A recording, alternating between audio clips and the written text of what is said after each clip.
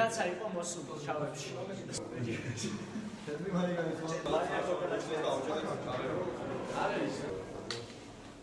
აუჩიდე პაზურამეს ხდე წარმოსა როგორც CS:GO-ს წევრი და არა. წარმოდებს გისურვებ. აგინგის 4 საათი განმავლობაში ჩვენ თვლიდით ობიექტურად, რომ რეალურად შესაძლებელი იყო არჩევნების გაყალბება და CS:GO უნდა განამდგარიყო, რაზეც უპასუხეს ცინიკურად და ლამის ხუმრობით მიიღეს ჩვენი ნათქვამი. აქ არიან შეკრებილი სტუდენტები, რომელმაც მიიღეს ეს გადაწყვეტილება და უშუალოდ უკიდურეს ფორმით გამოვხატეთ ეს ყოველივე.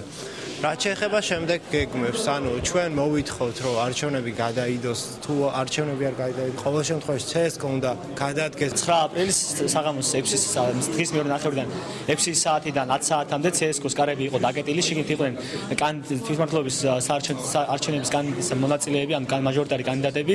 4 საათის განმავლობაში CS:GO-ს წევრებს არაზრუნველად უფლებას შესული იყვნენ, შიგნიდან ჰქონდათ კარები ჩაკეტილი, არც დაცვის პოლიციას არ მიცეს ამის უფლება, ამიტომ ჩვენ მგონია, რომ რეალურად მოხდა რაღაც სახის გაყალბები. ჩვენ არ ვიცოდათ რა გააკეთეს მათ, რა ქმედებები ჩაიდინეს, ამაზე პასუხი CS:GO-მ ცინიკურად გაქვსა, გაიხურეს ბავშვები არიან თუ ბავშვთაბაღი გონია მათ და ხუმრობა შეიძლება CS:GO-ში, ისინი არ უნდა სწავლობდნენ აქ, მე პირველ რიგში ამას ვამბობ. ადმინისტრაციის პასუხისმგებლობაც უნდა დადგეს. დიდი ხანია უკვე CS:GO-ს არჩევნები იგეგმება, ერთხელ გადაიდო, ორჯერ გადაიდო და ეხლა თავარი არის ხვალისთვის არის გადამწყვეტი მომენტი, როდესაც უნდა ჩატარდეს.